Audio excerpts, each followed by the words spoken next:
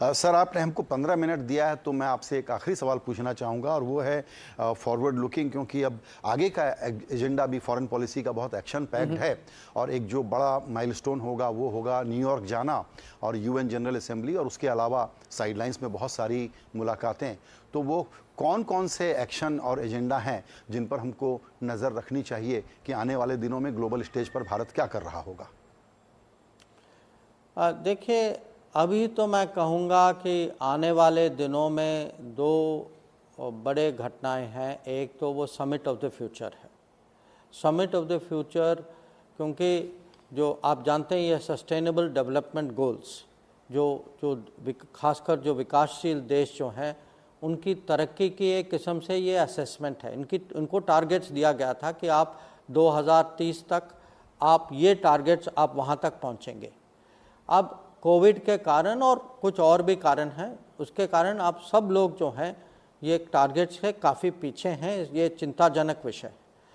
अब उसकी तैयारी जो है, हमने देखा था कि जब अगस्त में हमारे प्रधानमंत्री ने ये वॉइस ऑफ ग्लोबल समिट, ये तीसरा वॉइस ऑफ ग्लोबल समिट था, तो उसकी जब बैठक उन्होंने बुलाई थी, तो जो विकासशील देश जो हैं उनके एक किस्म से मैं कहूँगा उनके जो कंसर्न्स हैं उसका निचोड़ उन्होंने निकाला था। और मुझे लगता है कि हम समिट ऑफ द फ्यूचर में जो प्रधानमंत्री जो बोलेंगे वो दुनिया बहुत ध्यान से सुनेगी। दूसरा जो है वो क्वाड की बैठक है। ये आप जानते हैं कि राष्ट्रपति बाइडेन का आखिरी क्वाड होगा। जापान के प्रधानमंत्री भी आगे, उनका भी कार्यकाल अब अंत में आ गया है।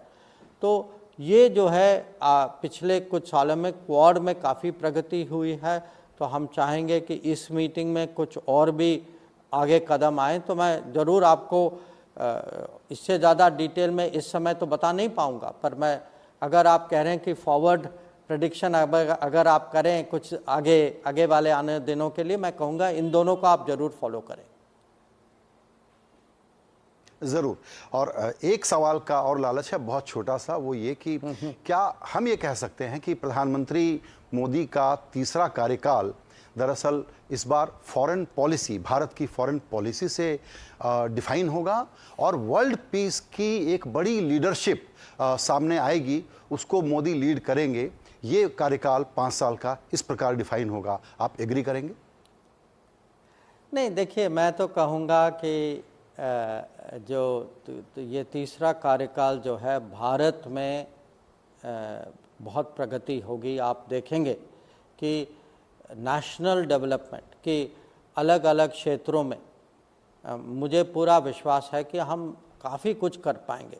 कि अगर हम पिछले 10 साल में इतना इंफ्रास्ट्रक्चर, इतने एजुकेशनल इंस्टीट्यूशंस हमने खड़े कर रखे हैं, आप कुछ भी आंकड़े देखें, एयरपोर्ट्स के देखें, रेलवे के देखें, रोड्स की देखें, तो ये सब इसको हम एक किस्म से अगले 5 साल में डबल कर पाएंगे। तो मेरे मन में तो है कि हर देश जो है, हर कार्यकाल जो है, वो अल्टीमेटली जो आपने कहा कि आप डिफ़ाइन इसको कैसे करेंगे, मैं तो कहूँगा कि ये हम नेशनल डेवलपमेंट के माध्यम से डिफ़ाइन करेंगे। परंतु मैं ये भी कहूँगा कि क्योंकि अभी जो है दुनिया में मोदी जी जो हैं खासकर डेमोक्रेटिक वर्ल्ड में एक किस्म से सबसे सीनियर या सबसे सीनियर में से एक हैं लीडर्स, और उनकी जो है लोग कदर करते हैं,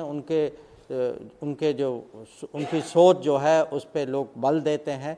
तो आज जो दुनिया जो है ये युद्ध और संघर्ष और तनाव से जो गूंज रही है, मुझे लगता है कि इसमें भारत को और ख़ासकर प्रधानमंत्री को व्यक्तिगत रूप में उनका एक योगदान हो सकता है। और आप इसका एक किस्म से पहले 100 डेज़ में आपको थोड़ा बहुत इसमें दिखाई दे रहा है।